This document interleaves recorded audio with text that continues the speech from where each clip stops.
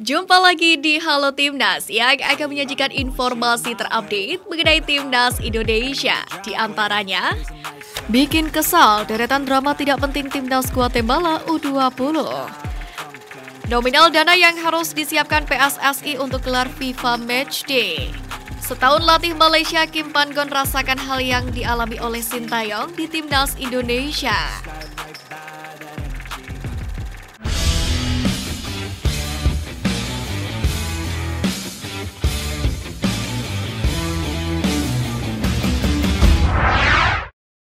Pelatih Guatemala U20 tandai 5 anak asuh Sintayong, ada apa? Timnas U20 Indonesia menelan kekalahan 0-1 dari Guatemala U20 di Stadion Utama Gelora Bung Karno, Senayan, Jakarta Pusat pada Selasa 21 Februari malam. Di sisi lain, selepas pertandingan, terdapat 5 pemain Timnas U20 Indonesia yang mendapatkan perhatian khusus dari Guatemala U20. Mereka adalah Hugo Samir, Rabani Tasnim, Arkan Fikri, Reza Aditya, dan Zanadin Faris. Di mana kelima pemain tersebut menurut pelatih Guatemala U20 merupakan pemain yang bagus. Selain itu, Rafael pun merasa antusias apabila nantinya bisa segrup dengan skuad besutan Sintayong di Piala Dunia U20 2023. Bikin kesal deretan drama tidak penting Timnas Guatemala U20. Timnas Guatemala U20 banyak melakukan drama saat menghadapi Indonesia U20 dalam lanjutan match ketiga turnamen mini internasional di SUGBK Jakarta. Pertama, aksi Julio Gracia yang enggan keluar lapangan setelah diganjar kartu merah. Bek Timnas Guatemala U20 itu mendapatkan 2 kartu kuning dalam pertandingan itu, di mana kartu kuning kedua didapatkan saat menendang bola yang terlalu tinggi hingga mengenai kepala Hoki Caraka. Lalu yang kedua adalah diving yang dilakukan oleh Andi Julian. Ia juga sengaja mengulur waktu di waktu injury time 90+8 saat Indonesia mendapatkan tendangan sudut. Lalu yang ketiga merupakan aksi tak masuk akal kiper Guatemala U20 Jorge Alvaro, di mana kiper ini sengaja berkelayutan di mistar gawang padahal bola sudah jauh keluar dari lapangan. Sintayong gemas, supporter hilang kesabaran, Timnas U20 rajin buang peluang. Sintayong gemas melihat Timnas Indonesia U20 rajin membuang peluang gol saat melawan Guatemala pada laga terakhir turnamen mini di Stadion Utama Gelora Bung Karno pada Selasa 21 Februari. Seperti pada menit ke-21, tendangan bebas Dodi Tripamukas yang ditangkap oleh kiper lawan. Selain itu, peluang yang diciptakan Ronaldo Kuateh juga ditangkap oleh kiper. Sepakan Hugo Samir pun juga berhasil di blok pertahanan lawan.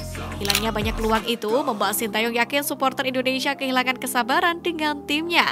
Penyelesaian akhir seperti ini seakan menjadi pekerjaan rumah yang berat bagi Sintayong.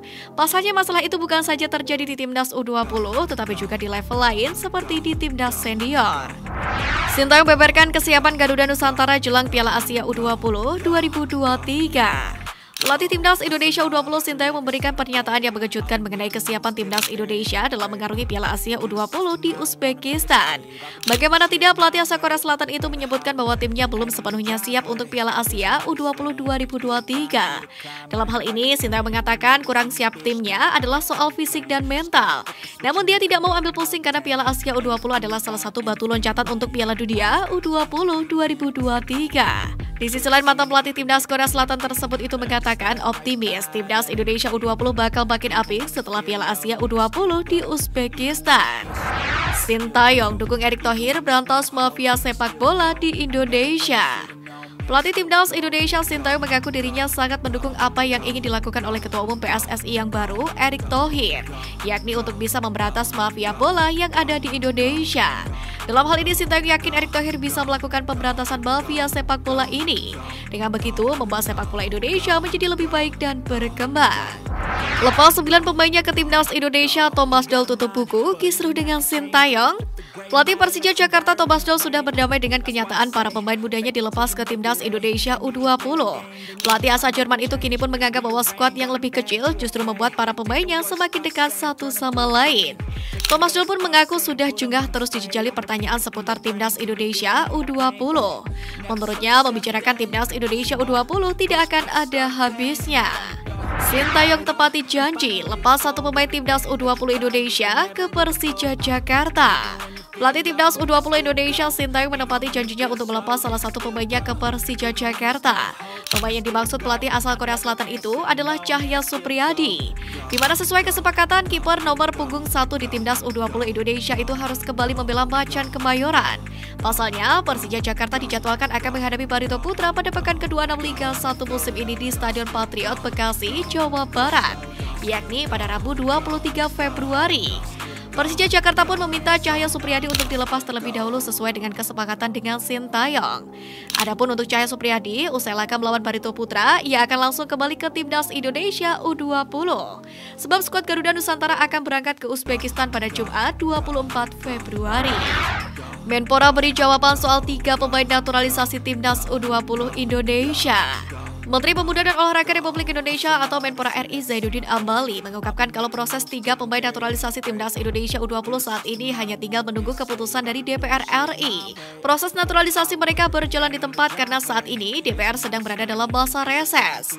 Namun tenang saja, Menpora Amali membeberkan kalau Presiden Joko Widodo sejatinya telah menandatangani berkas-berkas ketiga pemain tersebut. Diketahui masa reses DPR dimulai sejak 17 Februari dan akan berakhir pada 13 Maret mendatang. Jadi, Jender Hapner Struik praktis batal tampil bela timnas Indonesia U20 pada Piala Asia U20 yang akan berlangsung di Uzbekistan. Nominal dana yang harus disiapkan PSSI untuk gelar FIFA Matchday. Direktur Teknik PSSI Indra Syafri sempat menyinggung tawaran Arab Saudi kepada Bolivia yang lebih besar. Rupanya untuk mendatangkan tim tangguh, Federasi Sepak Bola satu negara harus menggelontorkan dana yang tidak sedikit. Pasalnya sejumlah uang harus disiapkan federasi bertujuan untuk mengakomodir tim tamu. Dari mulai keberangkatan hingga kepulangan. Jumlah yang harus disiapkan meliputi akomodasi dan pelayanan bintang 4, transportasi lokal selama di Indonesia, biaya pengurusan visa dan administrasi kedatangan, serta tiket penerbangan.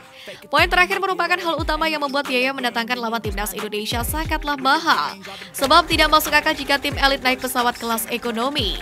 Belum lagi hotel yang akan disinggahi para pemain dan tim pelatih lawan. Tentu mereka harus dilayani dengan pelayanan kelas 1 selama menginap di Indonesia. Rata-rata untuk mendatangkan satu tim PSSI harus menyiapkan sekitar $10.000 Amerika Serikat atau sekitar 151 juta rupiah. Angka itu masih bisa bertambah tergantung seberapa tinggi ranking FIFA tim lawan tersebut. Media Vietnam akui kualitas Asnawi Mangkualam. Asnawi Mangkualam yang kini berada di salah satu klub Korea Selatan Jeonnam Dragons menjadi salah satu pemain ASEAN pertama yang berkarir di negeri Gingseng tersebut. Ia pun kini menjadi kiblat beberapa pemain ASEAN lainnya, Raja Van Tuan di Seoul Ilan, Hu Min-hyu dan Nguyen Chan-an di Cheonan City, dan Goglis Luaran Raj di Chungbuk Cheongju. Mereka tertarik menjajah Liga Korea Selatan berkat Asnawi Mangkualam. Hal ini ternyata membuat salah satu media Vietnam Sohad.vn memberikan pujian untuknya, di mana mereka menyebut kalau ex-pemain PSM Makassar itu sebagai bek sayap terbaik di ASEAN. Setahun latih Malaysia, Kim Pan-gon rasakan hal yang dialami oleh Sintayong di timnas Indonesia. Setahun telah berlalu sejak Kim Pan-gon ditunjuk sebagai pelatih kepala timnas Malaysia. Meski begitu, pelatih berusia 52 tahun tersebut mengaku ada satu tantangan besar yang ia hadapi selama melatih Malaysia. Adapun tantangan tersebut adalah adanya tekanan besar karena ekspektasi yang tinggi dari para penggemar Malaysia. Tekanan yang dirasakan oleh Kim Pan-gon sama persis dengan yang dialami oleh Sintayong bersama dengan timnas Indonesia. Di mana pada April tahun lalu Sintayong berbagi pengalaman selama menjadi pelatih Indonesia kepada media Korea Selatan Joseon. Kompatriot Kim Pan-gon itu mengungkapkan bahwa ia mendapatkan banyak tekanan selama bekerja di tanah air. Bahkan ia menyebut tekanan pelatih timnas Indonesia lebih besar daripada tekanan berlaga di Piala Dunia atau Olimpiade.